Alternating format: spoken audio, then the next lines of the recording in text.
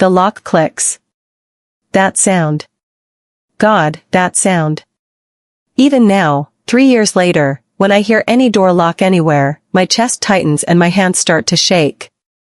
But on that particular Tuesday morning, the day everything finally changed, that click meant something different. It meant he'd made a mistake. I was 21 years old, and I hadn't felt sunlight on my skin in 7 years. 7 years of staring at the same 4 walls. 7 years of eating meals pushed through a slot in a door. 7 years of my stepfather telling me this was for my own protection, that the world outside was too dangerous, that he was the only one who truly loved me. 7 years of lies. But that Tuesday, that beautiful, terrible Tuesday in March, Richard forgot to double-check the lock. And in that single moment of carelessness, everything I'd endured, everything I'd planned, everything I'd survived, it all led to this. I'm getting ahead of myself. You need to understand how I got here. You need to understand who I was before the room. Because that girl, the 14-year-old who walked into that house for the first time, excited about her mom's new marriage, dreaming about finally having a real family, she died in that room. I'm someone else now. Let me start at the beginning. My name is Sarah Mitchell, and until I was 14, I had what most people would call a normal life.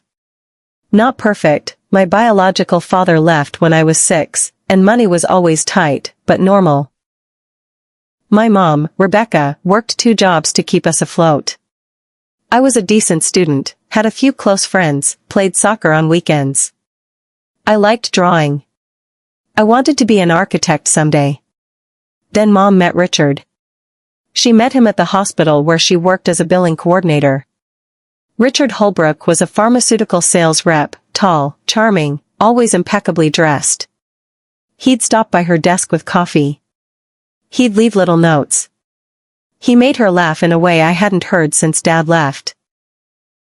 For the first time in years, I saw my mom genuinely happy. I was happy for her. I really was. Richard was nice to me. Not overly so, which I appreciated. He didn't try too hard to be my friend or replace my father. He asked about school. He came to one of my soccer games. When he proposed to my mom after 8 months of dating, she cried and said yes, and I hugged them both because that's what you do. That's what a good daughter does. They got married in October. Small ceremony, just family and a few friends. I wore a blue dress Mom bought me special. Richard's family was there, his elderly mother who barely spoke, his brother who seemed uncomfortable in his suit. We took photos. We ate cake. Mom looked radiant. We moved into Richard's house 2 weeks later. It was bigger than our apartment, a 2-story colonial in a quiet suburb with a yard and a basement and an attic. Richard had lived there alone for 5 years, since his own divorce. No kids from his previous marriage. Just him and all this space. You can have the room at the end of the hall, he told me, showing me upstairs on our first night there. It's got the best light. I thought you might want to set up an art space in the corner. See? Nice. Thoughtful, even. The room was painted pale yellow. There was a desk, a bed with a white comforter, a closet, a window overlooking the backyard. I unpacked my things while Mom and Richard dealt with the boxes downstairs. I hung up my posters, arranged my books, put my soccer trophies on the shelf. I stood at the window and looked out at the trees, their leaves just starting to change color, and thought, asterisk, this could be good. This could be home, asterisk. I had no idea I was unpacking in my future prison. The first month was fine. Better than fine, actually. Richard cooked dinner most nights, he was a good cook. We'd eat together, the 3 of us, and talk about our days. He asked me about school, about my friends, about my drawings. He never pushed. He never pried. He was just present. Mom seemed lighter. The stress lines around her eyes started to fade. She cut back to 1 job since Richard's income covered everything. For the first time in years, she had time to breathe. I started to relax too. But then came November. It started small. So small I almost didn't notice. Richard started commenting on my clothes. "That skirt seems a little short for school, don't you think?" Or, "Those jeans are pretty tight. You're getting attention from boys, I bet." He'd say it casually, like he was just being a concerned parent, but there was something in his eyes. Something that made my skin crawl. Then he started asking about my friends. Where we hung out. What we talked about. Who else was there? Boys? Which boys? What were their names? He'd frame it as protective concern, and Mom would nod along, agreeing that it was good to be aware that the world was dangerous for young girls. I started feeling watched. One night in late November, I came home from soccer practice to find Richard in my room. He was standing by my desk, looking through my sketchbook. "Hey," I said, dropping my bag by the door. "What are you doing?" He turned, smiling. "Just admiring your work. You're really talented, Sarah." He set the book down. "Your mom asked me to close your window. It's getting cold." The window was already closed. "Oh," I said. "Okay." He walked past me, pausing at the door. "You know, there are a lot of dangerous people out there. People who might want to hurt a pretty young girl like you. I just want you to be safe." Then he left. I stood there, heart pounding, not entirely sure why I was so unnerved. He'd said something reasonable, right? He was just being protective. That's what parents do. But I started locking my bedroom door at night. December brought more changes. Richard installed new locks on all the exterior doors, heavy-duty deadbolts that needed keys to open from both sides. For security, he explained. He set up cameras around the outside of the house.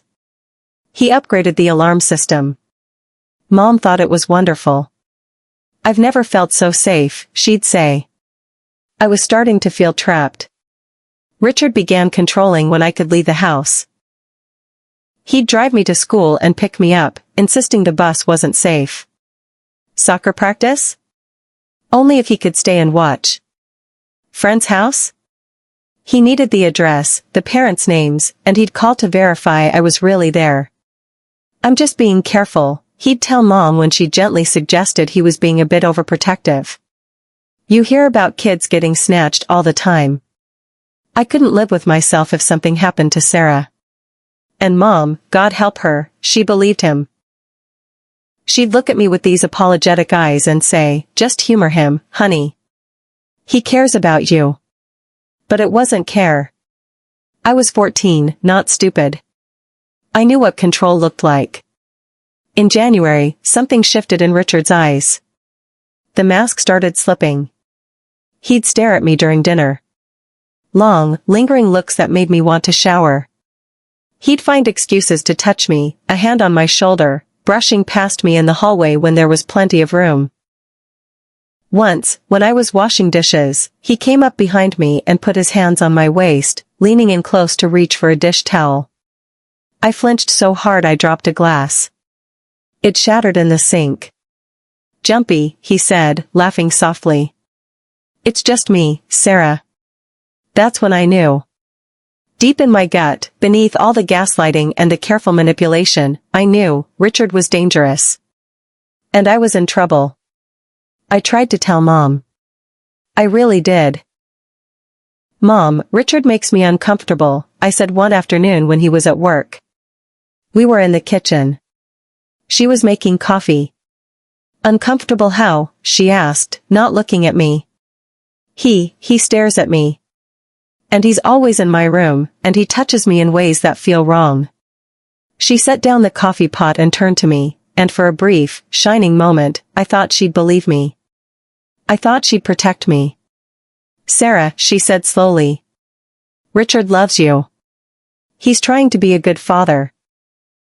If his affection makes you uncomfortable, that's something you need to work on. Not every man is like your dad. Not every man abandons you." My stomach dropped. "Mom. I'm happy, Sarah. For the first time in years, I'm genuinely happy. Please don't ruin this with your teenage drama. Teenage drama. That's what my fear was. Drama. I stopped trying to tell her. February 14th, Valentine's Day. The day my life ended. I was in my room after school, working on homework. Mom was at work, her shift at the hospital ran until 9. Richard had said he was going out for a meeting, some dinner with colleagues that would run late. I was alone. Or so I thought. I heard footsteps on the stairs. Heavy. Slow. My door was locked. I'd started locking it whenever I was home. The footsteps stopped outside my room. A long pause. Then, knock, knock, knock. Sarah? Richard's voice. Soft. Almost gentle. Can you open the door, sweetheart? My hands froze over my textbook. I thought you had a meeting. Cancelled. I wanted to spend time with my girls. But your mom's still at work, so. I thought we could talk. Just you and me. Every instinct I had screamed danger. I'm doing homework, I called out. I really need to focus.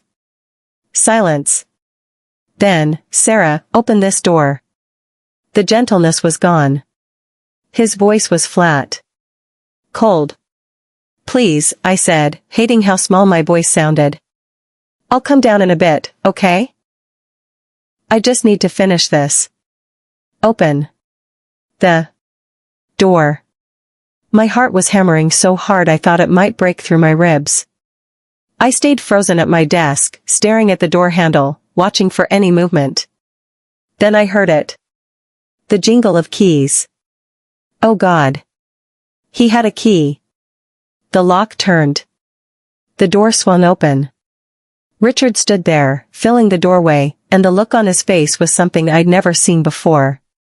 Something dark and hungry and completely devoid of the mask he usually wore. That's better, he said, stepping inside. He closed the door behind him. Locked it. Pocketed the key. I stood up, my chair scraping back. What are you doing? We need to talk about your behavior, Sarah. He moved closer. I moved back. You've been distant. Cold. Your mother's noticed. I've noticed. I haven't. Don't lie to me. Another step. I've given you everything. A home. A family. And this is how you repay me? By making me look like the bad guy? My back hit the wall. Nowhere to go. I'm sorry, I whispered, because that's what you say when you're 14 and terrified. I didn't mean. I know you didn't. His hand came up, touched my hair. I wanted to scream but my throat had closed. You're just confused. You don't understand what you need yet. But I do. What happened next? I've spent years trying to process it. Therapy, medication, countless hours trying to reconcile the before and after. But here's what I remember. His hand moving from my hair to my face. The smell of his cologne, something woody and expensive that still makes me nauseous. His other hand grabbing my wrist when I tried to push him away. The pressure of his body against mine, pinning me to the wall. And me, screaming. Finally finding my voice and screaming as loud as I could. He clamped his hand over my mouth. Shut up, he hissed. Shut up or I'll. I bit him. Hard. Drew blood. He yanked his hand back with a curse, and I ran.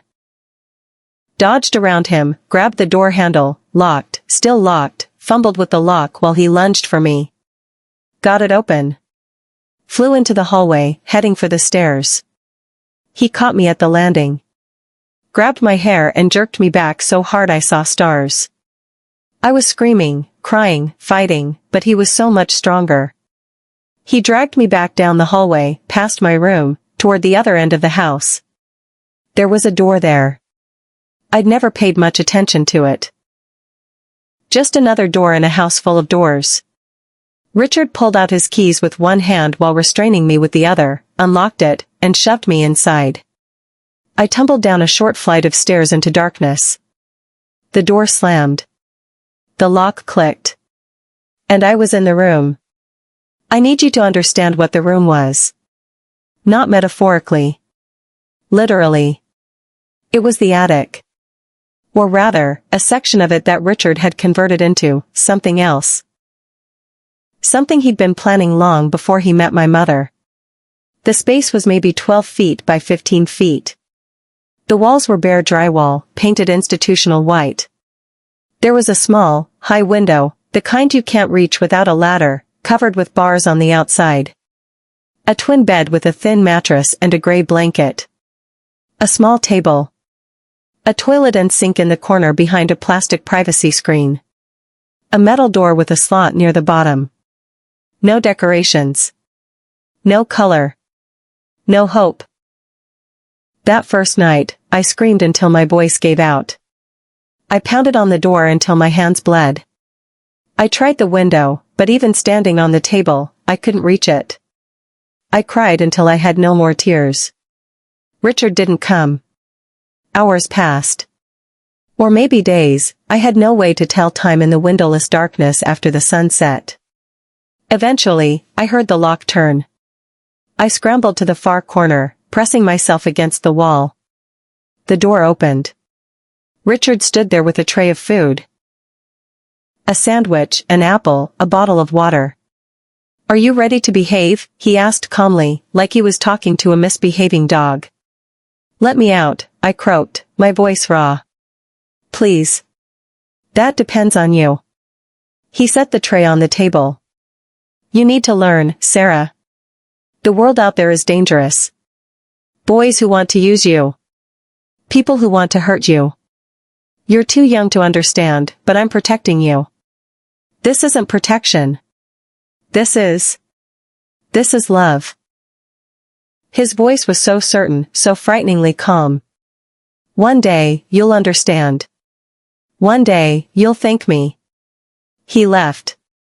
Locked the door. I didn't touch the food. Not that night. But by the second day, hunger won. The first week was the hardest. I kept thinking someone would come. Mom would notice I was gone. The school would call. My friends would worry. Someone, anyone, would realize that I'd disappeared. But Richard was smart. God, he was smart. He told my mom I'd run away. Showed her a fake note he'd written in what he claimed was my handwriting. Asterisk, I can't live here anymore. Don't look for me. Asterisk, he called the police, filed a missing persons report, played the devastated stepfather. He even organized search parties. My mom was hysterical. I could hear her sometimes, through the floor, crying in the bedroom below. I'd pound on the floor, scream her name, but the attic was soundproofed. Richard had made sure of that. He'd been planning this. For how long, I don't know. But the room, the locks, the soundproofing, the setup, it was all ready. Waiting. I was just the unlucky girl who walked into his trap. After that first week, something in me broke. Or maybe it shifted. The constant panic, the screaming, the fighting, it wasn't sustainable.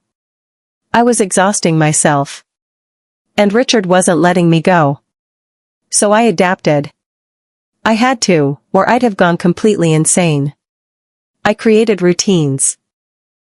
When light came through the high window, I knew it was morning. I'd wake up, use the toilet, wash my face in the tiny sink. Richard would bring breakfast through the slot in the door, usually cereal or toast, always with a bottle of water. I'd eat. I'd exercise, push-ups, sit-ups, running in place. I'd read the books he occasionally slid through the slot. I'd draw on the paper he provided, using the pencils he deemed safe. I'd survive another day. Richard visited maybe once or twice a week at first. He'd unlock the door, stand there, and talk to me. About his day. About how Mom was coping. About how I was being so much better behaved. See how peaceful this is, he'd say. No stress. No dangers. Just you and me and this quiet. I learned not to argue. Arguments meant he'd take away my books or my drawing supplies. Silence meant he'd leave faster. As the weeks turned into months, I developed a strange sort of numbness. Like I was watching my life from outside my body. The girl in the room wasn't really me. Sarah Mitchell had run away, just like Richard said. This hollow thing that remained was someone else. Someone who could survive this. Year 1, hope dies slowly. I kept thinking someone would figure it out. A detective would interview Richard and notice something off. Mom would find the key to the attic. A neighbor would hear something suspicious. But months passed, then a year, and nobody came. My 15th birthday passed in silence. Year 2, I stopped counting days. What was the point? Time became meaningless, just an endless loop of wake, eat, exercise, read, sleep, repeat. Richard started bringing me different things. A small radio that only got classical music stations. A journal. Clothes in my new size because my body was changing, growing, even in captivity. He never touched me inappropriately in the room. I don't know if that makes it better or worse. He'd stand at the door, watching me, this possessive satisfaction in his eyes, but he never crossed that line. The psychological torture was enough. Year 3, I started talking to myself. Full conversations. I'd pretend my old friends were there, Emma, Jess, Miguel. We'd talk about school, about soccer, about the boys we liked. I'd tell them about my plans to escape, about how I was just biding my time, how I'd get out soon. I was going insane. Slowly. Methodically. Richard noticed. He brought me medication, pills I had to take while he watched. Antipsychotics, probably. They made me foggy and slow, but they stopped the hallucinations. Year 4, my mom stopped crying. I could tell by the sounds through the floor. Life had moved on for her. She'd grieved her runaway daughter and found a way to keep living. She and Richard were happy. I could hear them laughing sometimes. Having dinner parties. Living their lives. While I rotted above them. Year 5. I stopped talking to imaginary friends. I stopped drawing. I stopped caring about the books Richard brought. I just existed. A ghost in a room. The pills kept me numb enough that even despair felt distant. Richard seemed pleased with my compliance. Year 6, something changed. A spark of something, anger, maybe, started burning again. I don't know what triggered it. Maybe it was turning 20, realizing I'd spent my entire teenage years in this room. Maybe it was hearing my mom laugh at one of Richard's jokes and understanding that she'd moved on completely, that I truly was alone. But whatever it was, it woke me up. I started paying attention again. To Richard's routines. To the sound of the lock. To the way he sometimes got careless when he was tired or distracted. I started planning. Year 7, the plan crystallized. It wasn't sophisticated, I didn't have the resources for sophisticated. But it was something. A chance. And after 7 years of nothing, a chance was everything. Richard had gotten comfortable. That was his mistake. He thought he'd broken me completely, that I was his perfect, docile prisoner. He'd leave the door unlocked for slightly longer when he brought meals. He'd turn his back on me when he set things on the table. He'd grown complacent. I just needed him to make one real mistake. One day in March, 7 years after he locked me away, he did. It was a Tuesday. I remember because Richard mentioned it when he brought breakfast, said he had a Tuesday meeting, might be home late. He seemed distracted. Stressed. His pharmaceutical company was going through layoffs or restructuring or something. He unlocked the door, pushed the tray through, and left. But the lock didn't click. I sat there, frozen, staring at the door. Waiting for the sound. It didn't come. Footsteps retreating. The creak of the stairs. The distant slam of a door. He'd forgotten to lock it. My heart started pounding. This was it. This was the chance I'd been waiting for. But I couldn't just run. Where would I go? I'd been locked away for 7 years. I didn't know the layout of the house anymore, didn't know if Mom was home, didn't know if Richard had added more security. And I looked. God, I looked like a victim. Pale skin that hadn't seen sun in years. Greasy, tangled hair. The clothes of a 14-year-old stretched over a 21-year-old body. If I just ran, would anyone even believe me? I needed evidence. I needed something concrete. I crept to the door, turned the handle slowly, pulled it open inch by inch. The hallway beyond was empty. My legs shook, from fear, from 7 years of limited movement, from sheer overwhelming terror that this was a test and Richard was waiting. But I stepped out anyway. The house was quiet. I listened for any sound of movement. Nothing. I crept down the stairs from the attic. Each step felt like it would give me away, but I made it to the second-floor hallway. Everything looked the same but different, familiar but foreign, like a place from a dream. My old bedroom door was closed. I didn't go in. I couldn't. That room belonged to someone who didn't exist anymore. I needed Richard's office. He had an office downstairs, I remembered. That's where he'd kept his computer, his files. If there was evidence of what he'd done, his planning, his preparation, anything, it would be there. I crept down the main stairs, gripping the railing because my legs felt like water. The living room was exactly as I remembered. Same couch. Same TV. Family photos on the mantel, including one of Mom and Richard's wedding where 14-year-old me smiled in my blue dress, completely unaware that in just 4 months I'd be a prisoner. The office was off the living room. The door was closed but unlocked. Inside was a desk, filing cabinets, bookshelves. I started with the desk, hands shaking as I pulled open drawers. Bills, work documents, random junk. Then I found it. A locked drawer. I almost sobbed. Of course. Of course the one thing that mattered would be locked. I pulled harder, desperate, and the cheap lock gave way with a crack. Inside was a laptop. And underneath it, a folder. I opened the folder. Photos. Dozens of them. Of me.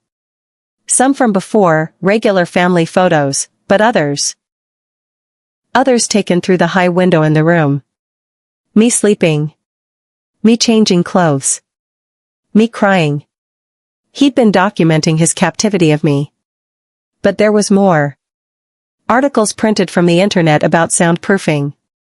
Receipts for materials, drywall, locks, bars for the window.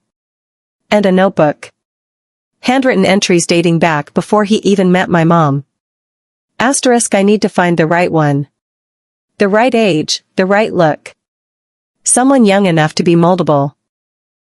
Someone whose mother is desperate enough not to ask questions asterisk. My stomach heaved. He'd targeted us. Specifically. Deliberately. Asterisk Rebecca Mitchell seems promising. Single mother, financially struggling, emotionally vulnerable. Daughter is 14, perfect age. This could work asterisk. There were more entries. Details about his surveillance of us before he even introduced himself to Mom. His calculated courtship. His plans for the room. This wasn't a crime of opportunity. This was premeditated. Planned. He'd hunted us like prey. I grabbed the laptop and folder. Evidence. This was evidence. I heard a car in the driveway. My blood turned to ice. Richard was home. I had maybe 30 seconds before he came inside. I couldn't go back to the attic, he'd check there first. I couldn't go out the front door, he'd see me. The back door was in the kitchen, but I'd have to cross the living room to get there. I heard his key in the front door. No time. No time. No time. I did the only thing I could think of. I dove under the desk. The front door opened. Richard's footsteps. He was whistling. Rebecca, he called out. You home? Silence. Mom must still be at work. His footsteps came closer. Toward the office. I pressed myself against the back of the desk, holding the laptop and folder against my chest, trying not to breathe, not to shake, not to exist. The office door opened. I could see his shoes through the gap under the desk. He stood there for a moment. Then he moved to the filing cabinet, pulled open a drawer, rustled through papers. His phone rang. He answered. Hey. No, I'm home. Meeting got cancelled. Yeah, I can do that. Give me an hour and I'll head over. He hung up. More rustling. Then his footsteps retreated. The office door closed. I waited. Counted to 100. Then 200. I heard the front door open and close again. The car starting. Driving away. I waited another 10 minutes, just to be sure. Then I crawled out from under the desk. My entire body was shaking. I'd almost been caught. Almost been dragged back to that room. The thought alone nearly made me collapse. But I had the evidence. And I had time. I needed to call the police. But Richard would be back. I needed to move. I found a phone in the kitchen, Mom's landline, still there after all these years. My hand shook so badly I could barely dial 911. 911, what's your emergency? My name is Sarah Mitchell, I said, my voice cracking. I was kidnapped 7 years ago by my stepfather. I'm at 47 Maple Street. Please send someone. Ma'am, can you repeat that? I'm Sarah Mitchell. I was 14 when Richard Holbrook locked me in his attic. I've been here for 7 years. Please send police. He could come back any minute. There was a pause. Then, officers are on their way. Stay on the line with me. Are you safe right now? I don't know. He's gone, but he could come back. Is anyone else in the house? No. My mom doesn't know. She thinks I ran away. Okay, Sarah. Help is coming. Can you get to a safe location? Do you have somewhere to hide if he returns? I looked at the front door. I could run. I could leave. If you can safely exit the house, do so. But if you can't, find somewhere to hide and stay on the line with me. I grabbed the laptop and folder and headed for the back door. My hand was on the handle when I heard it. A car in the driveway. He was back. I ran. Not outside, I'd never make it, but up the stairs. Back to the second floor. To my old bedroom. I locked the door, the lock I'd installed myself 7 years ago, before everything went wrong, and pressed my back against it. The phone was still in my hand, the dispatcher still talking. Sarah? Are you still there? He's here, I whispered. He's back. Officers are 3 minutes away. Stay quiet. Stay hidden. I heard the front door open. Richard's voice, casual, Rebecca? You home early? Then silence. He must have noticed something. The office door left open. Papers disturbed. Sarah? His voice changed. Went cold. Sarah, where are you? Footsteps. Fast. Coming up the stairs. I know you're here. I can feel it. Did you really think you could outsmart me? He was on the second floor now. I heard him checking rooms. The bathroom. The guest bedroom. You're mine, Sarah. You've always been mine. Every day for 7 years, I've kept you safe. Fed you. Cared for you. And this is how you repay me? He reached my old bedroom door. The handle rattled. Open this door right now. Police are on their way, I said, my voice shaking but audible. I called them. I have evidence. I have everything. A pause. Then, softly, no. No, you couldn't have. Your laptop. Your notebook. All the photos. They'll know what you did. Everyone will know. Sarah, listen to me. My name, I cut him off, is not Sarah Mitchell anymore. That girl died in your room. But someone new survived. Someone who will watch you rot in prison. He slammed against the door. Once. Twice. The frame creaked but held. You stupid little bitch. Do you have any idea what you've done? I gave you everything. You gave me 7 years of hell. Another slam. The door was breaking. Sarah? The dispatcher's voice in my ear. Officers are pulling up now. I heard sirens. Richard heard them too. One more slam. The door gave way. Richard stood there, wild-eyed, breathing hard. He looked at me, really looked at me, and for the first time in 7 years, I saw fear in his eyes. You've ruined everything, he whispered. Good, I said. Police. Hands up. Officers flooded the stairs. They grabbed Richard, pushed him to the floor, cuffed him. He was shouting something, denials, explanations, I don't know. I wasn't listening anymore. An officer approached me slowly, hands up, non-threatening. She was young, maybe late 20s, with kind eyes. Sarah? I'm Officer Chen. You're safe now. Okay? You're safe. I nodded. Couldn't speak. Just nodded. Can you walk? We need to get you checked out by paramedics. I looked down at my legs.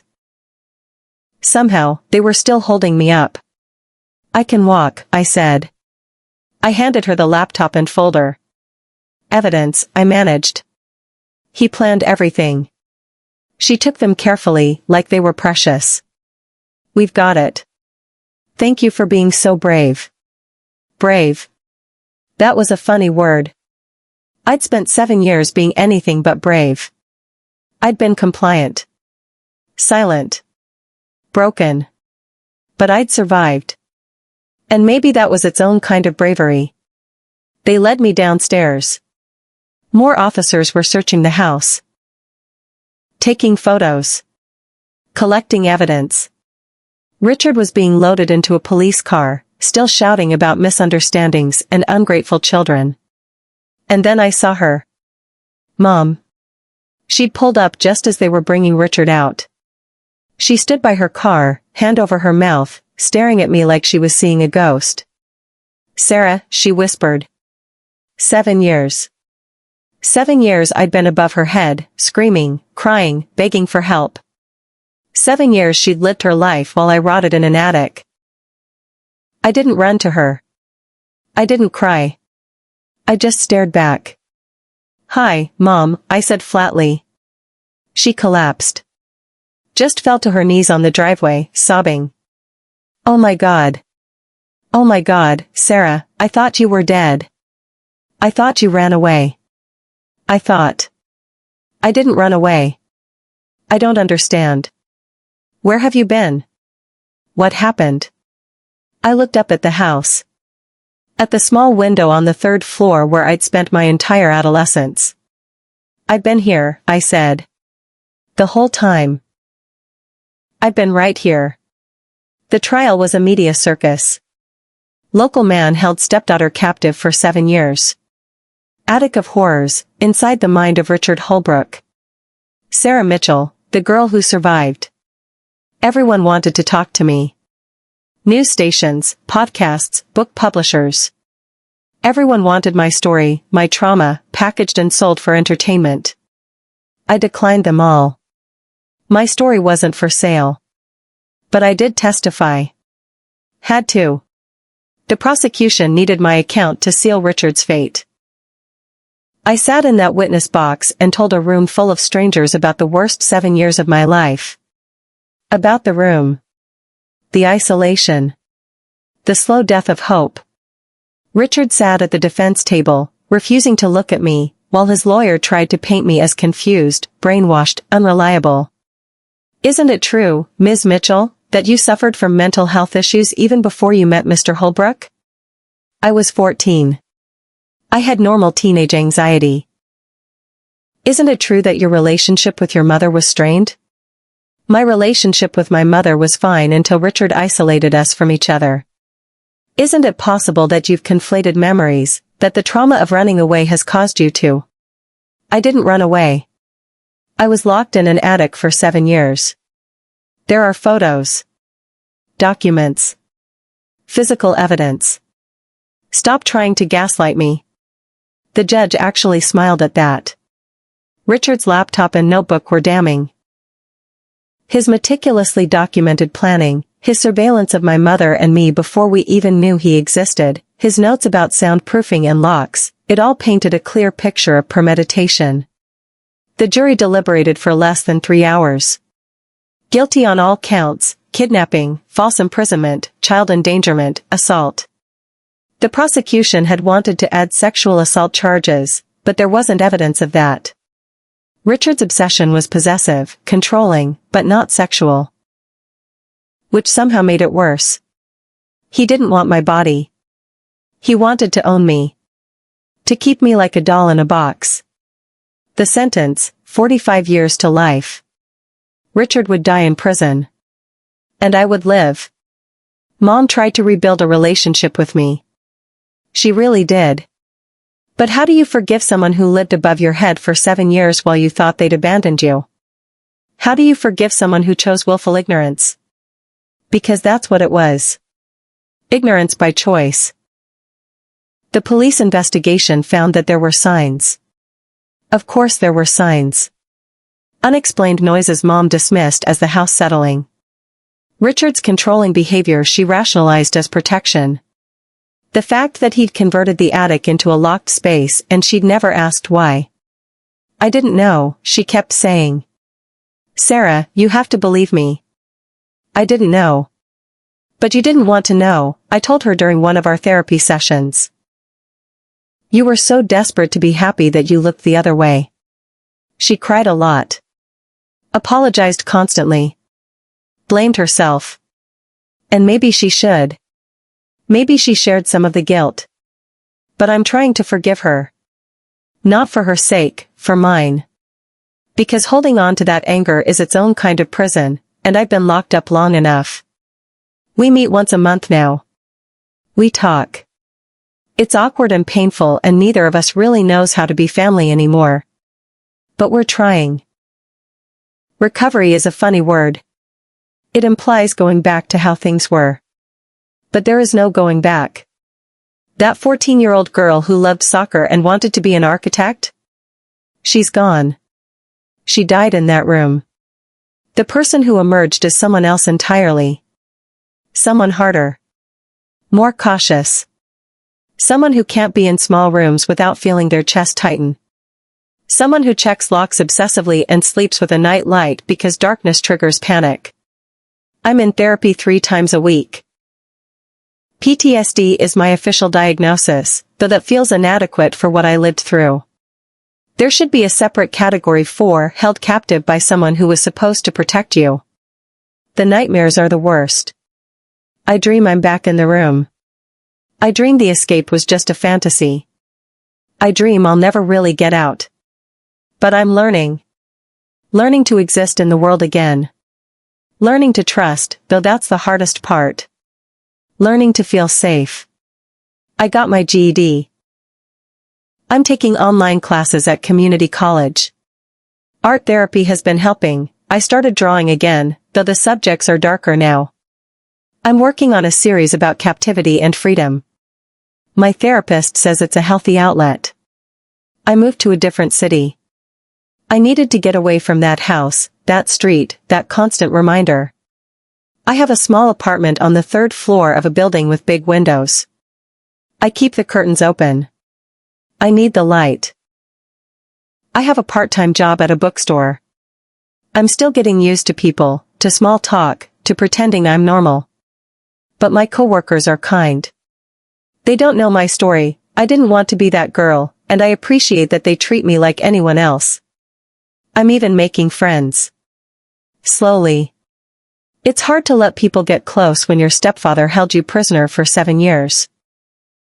But there's a woman named Alicia who works at the coffee shop next to the bookstore, and we've been getting lunch sometimes. She makes me laugh. That feels revolutionary. Some days are harder than others. Some days I can barely get out of bed. Some days the weight of everything, the lost years, the trauma, the work of rebuilding, feels crushing. But some days are good. Some days I wake up and feel sunlight on my face and remember, I'm free. I'm alive. I survived. Those days make the hard ones bearable. 3 years. It's been 3 years since that Tuesday in March when Richard forgot to lock the door. 3 years of freedom after 7 years of captivity. People ask me if I'm angry. If I hate Richard. I don't. Hate requires energy, and he's taken enough from me already. I feel nothing for him. He's a problem that's been solved, a threat that's been neutralized. He's rotting in a cell while I rebuild my life. That's justice enough. What I am is angry at the system that failed me. The police who took Richard's story at face value. The school that didn't push harder when I disappeared. The neighbors who never thought to question the man who installed bars on his attic window. I'm angry at how easy it was for him to make me disappear. But I'm using that anger productively. I speak at advocacy events now. Not about my specific story, but about missing persons cases, about believing children when they say they're afraid, about looking for the signs. If my voice can save even one person from what I went through, then maybe those 7 years meant something. I've also learned something important. Survival is not the same as living. For 7 years, I survived. I breathed, ate, existed. But I wasn't living. Now, I'm learning to live. Really live. To find joy in small things, a good cup of coffee, a book that grips me, a sunset that takes my breath away. To make plans for the future instead of just enduring the present. I'm 24 now. I should be finishing college, maybe in my first job, figuring out who I am and what I want. Instead, I'm figuring out how to be a person at all. But I am figuring it out. Day by day. Hour by hour. Sometimes minute by minute. And that's enough. I still think about that room sometimes. Of course I do. You don't spend 7 years in a place and just forget about it. But I've realized something. Richard thought that room would break me. He thought he could shape me into whatever he wanted, that he could take a bright, hopeful girl and mold her into his perfect, obedient prisoner. He was wrong. Yes, I'm different now. Scarred. Changed. The girl I was died in that room. But someone new was born there too. Someone stronger. Someone who knows exactly how precious freedom is because she lived without it for so long. Someone who refuses to be a victim for the rest of her life. Richard took 7 years from me. 7 years I'll never get back. 7 years of firsts I'll never experience, of friendships that dissolved, of a normal adolescence that never happened. But he didn't take everything. He didn't take my will to survive. He didn't take my ability to hope. And he sure as hell didn't take my future. That Tuesday in March, the day he forgot to lock the door, that was the day I took my life back. Not him. Not the police. Me. I saved myself. And now, I'm living for myself. On my terms. In my time. The room is empty now. The house was sold. Someone new lives there, completely unaware of what happened in their attic. I hope they're happy. I hope their home is filled with laughter and love and all the things mine never had. As for me? I'm building a new home. Not a physical one, I'm not ready for that yet. But a home inside myself. A place where I feel safe, where the locks are ones I control, where nobody can ever trap me again. It's a slow process. Some days, I feel like I'm still that scared 14-year-old pounding on a locked door. Other days, I feel like the 24-year-old woman I'm becoming, someone capable, resilient, free. Most days, I'm somewhere in between. But I'm here. I'm alive. I'm free.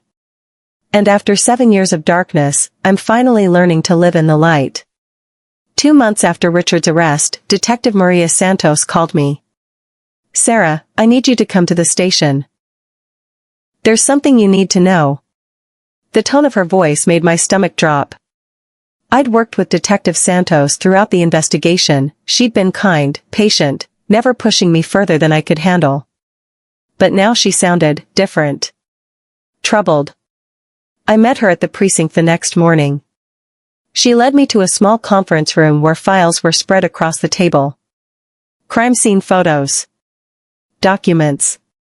Things I didn't understand. "What is this?" I asked. She sat down, gestured for me to do the same. We'd been digging into Richard's background. His previous marriage, his work history, everything. And we found something. My heart started racing. "What?" "Richard was married before your mother." "You knew that, right?" "Yes." "He said it ended in divorce." "No kids." Detective Santos opened one of the files. "That's what he told everyone. But it wasn't quite accurate. There was a child.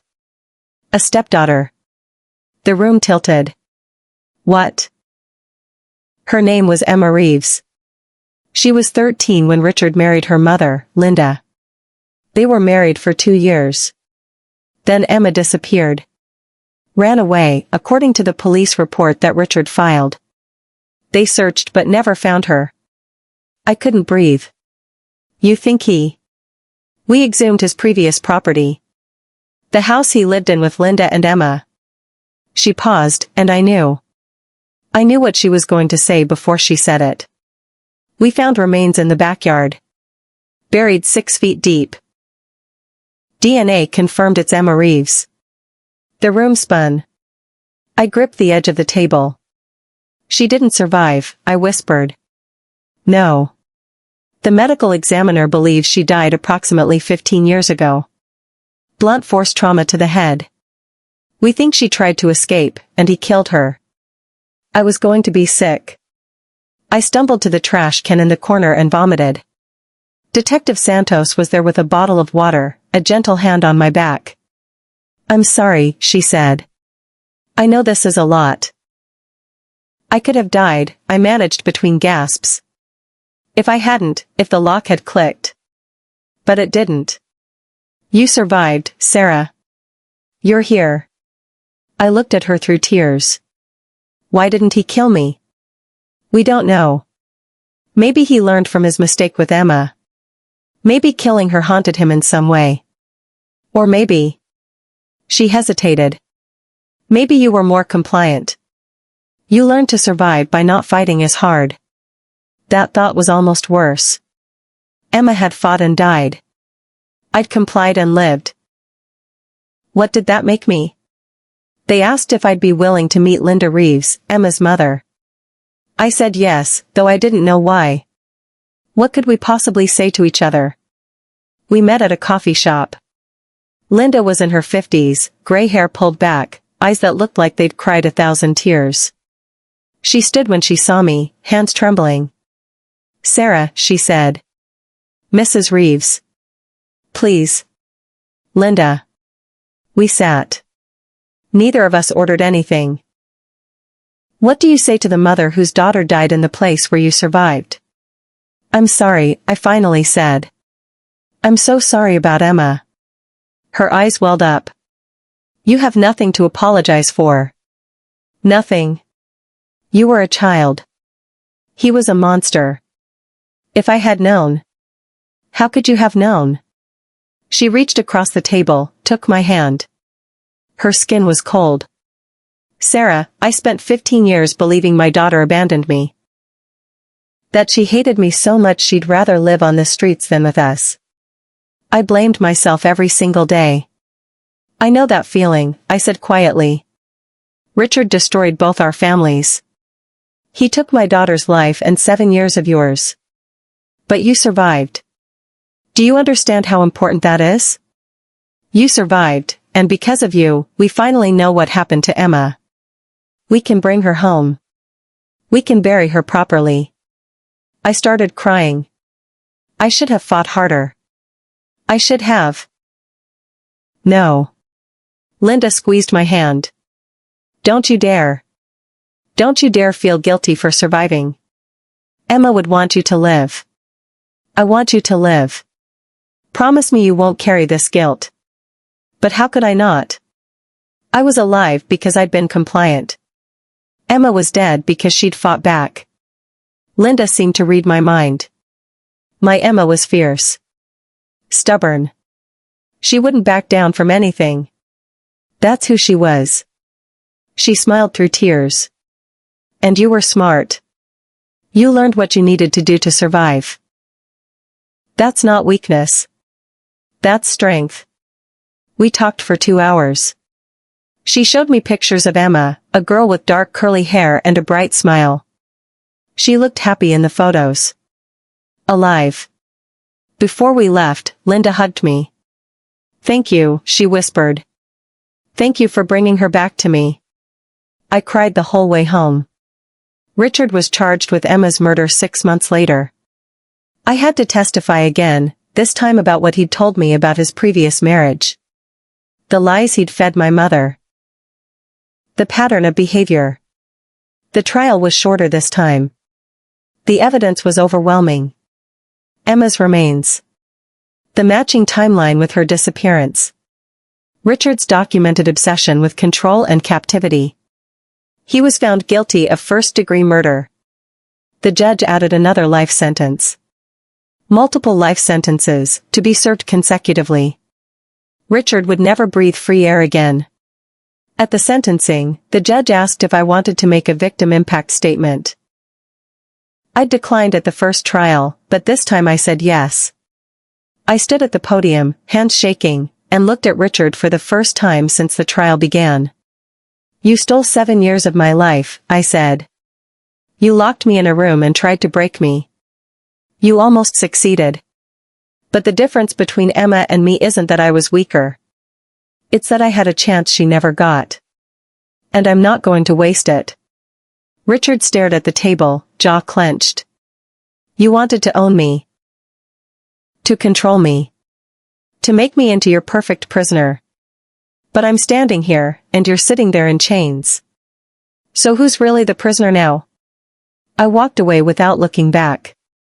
Dr. Michelle Wen, my therapist, told me something that changed everything. Trauma isn't just what happened to you, Sarah. It's what you couldn't let happen inside you in order to survive. We were in her office, a warm, comfortable space with soft lighting and plants everywhere. I'd been seeing her for 18 months by this point, and we'd moved past the surface trauma into the deeper stuff. The stuff that hurt to look at. What does that mean? I asked. It means you had to shut down parts of yourself to survive in that room. Your anger. Your sexuality. Your sense of self-worth. You couldn't afford to feel those things because they would have destroyed you. But now you're safe, and those parts are trying to come back. I thought about the nightmares. The panic attacks. The way I flinched when anyone touched me unexpectedly. The way I couldn't connect with people my age who were living normal lives, dating, partying, planning careers. How do I bring them back? Slowly. Carefully. With a lot of patience. She smiled. And you've already started. Speaking at advocacy events? That's your anger finding a healthy outlet. Taking art classes? That's your creativity reemerging. Making friends? That's your trust rebuilding. It doesn't feel like enough. It never will. That's the thing about trauma, it takes pieces of you, And you have to slowly gather those pieces and figure out which ones still fit and which ones need to be recreated. She leaned forward. But Sarah, you're doing it. You're doing the work. And that matters more than you know. I started keeping a journal like she suggested. Not about the captivity, I'd written enough about that for the trials, but about the present. About the small victories. Today I went to the grocery store without having a panic attack. Today I laughed at something Alicia said and it felt real. Today I stood in an elevator alone and only panicked a little. Small things. But when you're rebuilding a life from nothing, small things are everything. Dating was complicated. How do you explain to someone that you were held captive for 7 years? When do you bring that up? First date? Third date? After you've already started falling for them and it feels too late? I tried once. His name was Marcus. We met at the bookstore. He was a regular customer, always buying sci-fi novels. He was kind, funny, easy to talk to. We went on a few dates. Coffee. A movie. Dinner. On the 4th date, he kissed me. I panicked. Full-blown panic attack. Hyperventilating, sobbing, shaking. I'm sorry, I gasped. I'm sorry, I can't. Hey, it's okay. He held his hands up, backing away. It's okay. What do you need? Space.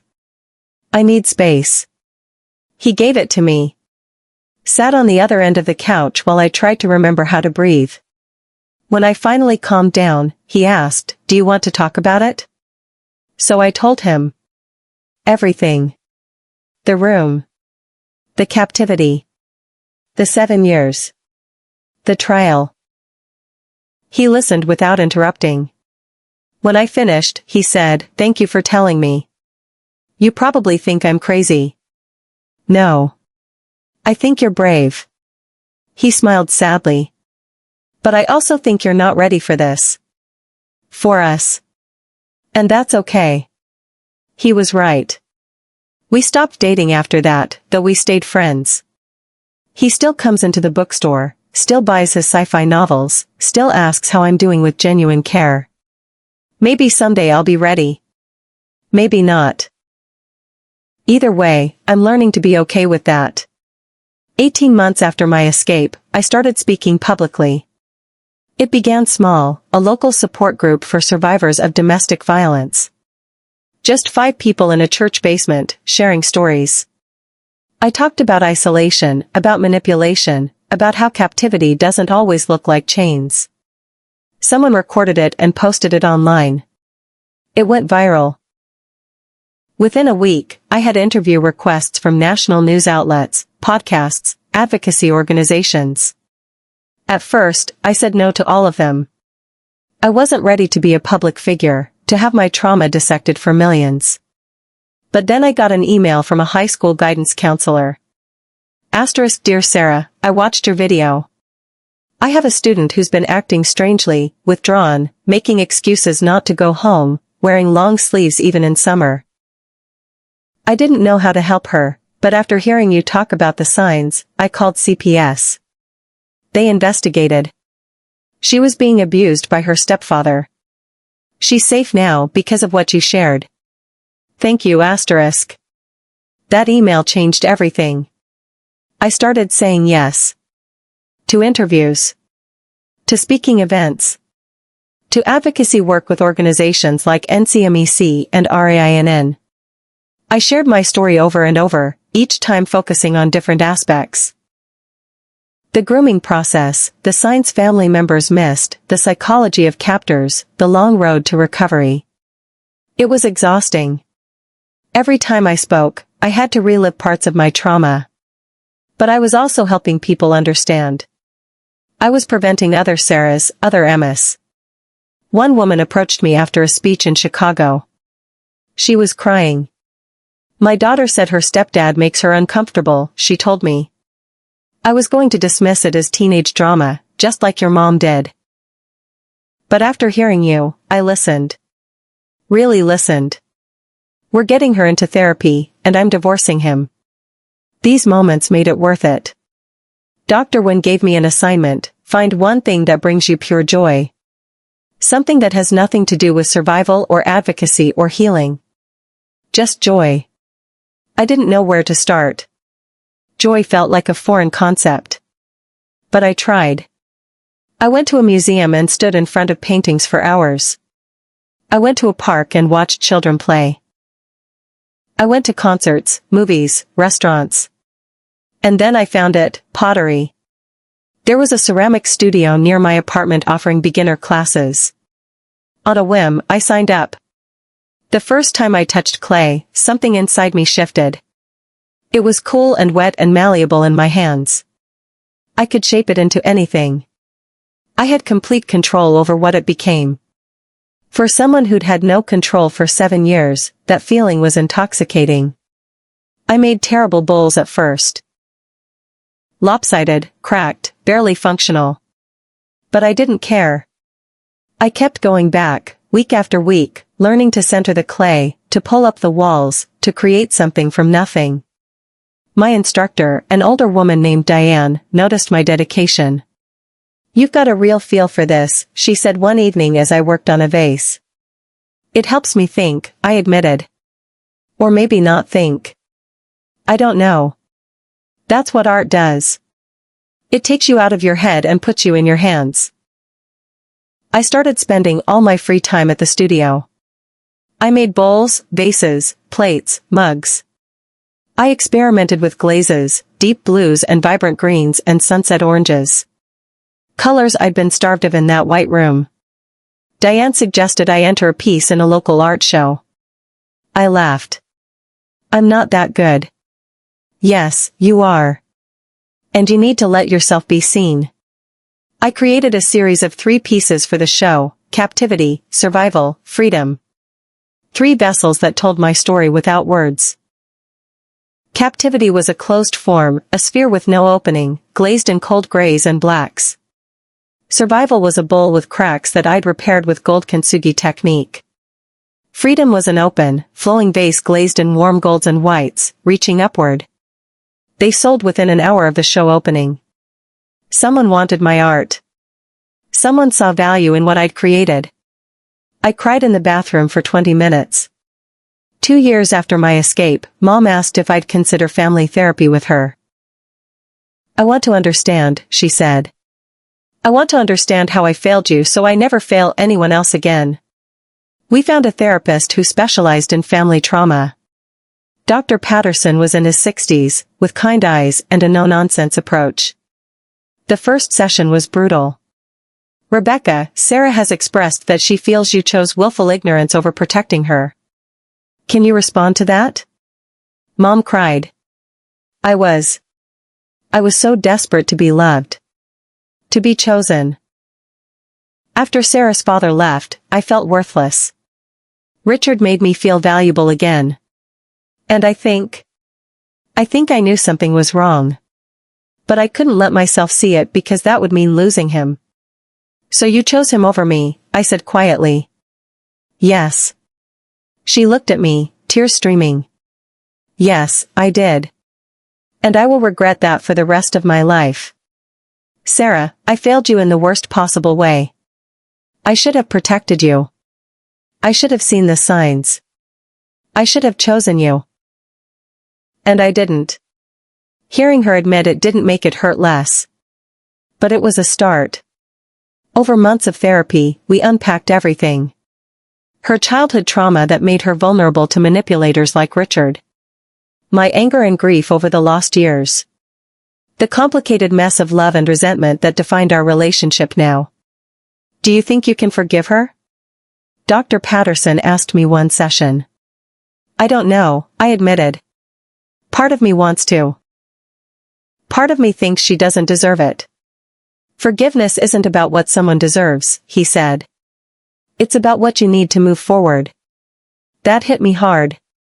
I thought about Emma's mother, Linda, who'd forgiven me for surviving when her daughter didn't, even though I'd done nothing wrong. I thought about the weight of holding on to anger, how it kept me tethered to the past. "I can try," I told Mom during our next session. I can't promise I'll get there, but I can try. She nodded, crying again. That's more than I deserve. Thank you. Forgiveness is ongoing. Some days I feel generous toward her. Other days I can barely look at her without feeling rage. But we keep showing up to therapy. We keep trying. That has to count for something. It's been 3 years since I walked out of that room. 3 years of therapy, growth, setbacks, and small victories. I'm not fixed. I don't think I ever will be. But I'm learning to be okay with that. I'm 24 now, enrolled full-time in community college studying psychology. I want to help other survivors. I want to be the person I needed when I was locked away. I moved to a bigger apartment, still with big windows, still with lots of light.